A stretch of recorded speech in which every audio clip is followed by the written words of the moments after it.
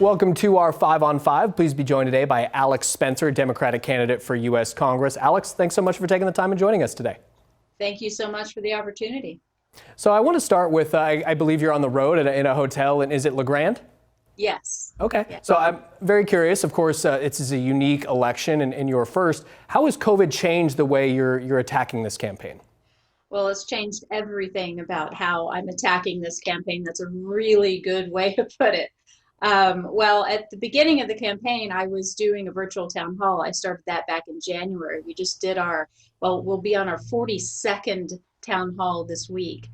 And so we were ahead of the game that way. So every Thursday at noon, we have a virtual town hall. However, the way it's really affected is that it's much more difficult for people to find me, and that broadband access is not as broad as we need it, obviously.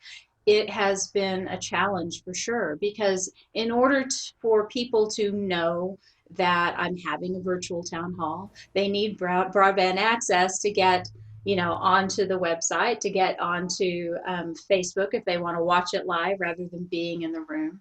And so it's been really very interesting. And in some ways, it's actually more taxing, because you can have meeting after meeting after meeting after meeting when you're doing it like this, right? When you have a Zoom meeting. And when you're driving around, when you get that, hours of meditation in between, it's a very different situation. And so now, since we've opened it up a little bit, we've got this hybrid sort of thing. And I was able to do a town hall out in a park, and everybody was, well more than 6 feet away from each other.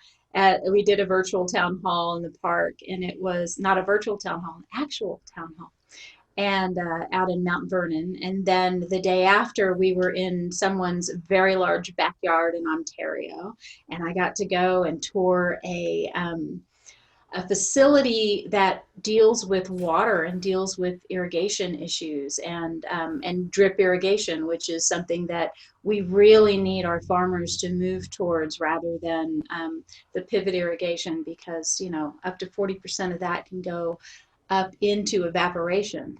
And it also saves so much in pesticides and everything else. And what do I want to say?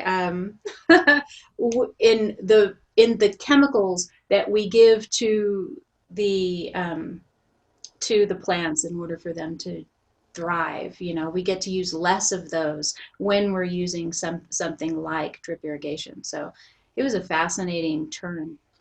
All right, well, we're going to take a quick commercial break. We'll have much more with Alex Spenser in just a moment. Stay with us.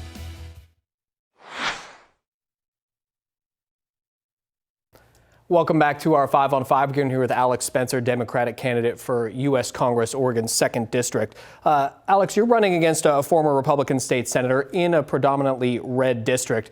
What are your chances of winning? Well, my chances are really, really good. This predominantly red district is not as red as it used to be. It's a lot more purple. We have non-affiliated voters outnumbering the Republicans, and the Democrats are gaining. So we've got some really, really good feedback. We have a lot of Republicans that are voting for me because they're tired of what's been happening on the other side. And so it's a very winnable district this time. And we have to remember that Mr. Bentz was appointed to the Oregon State House and appointed to the Oregon State Senate. So he's only ever run as an incumbent. And as we know, especially in Congressional District 2, incumbents, they get reelected without very much effort at all. So, so this is his very first open election. So I'm really, really liking my chances.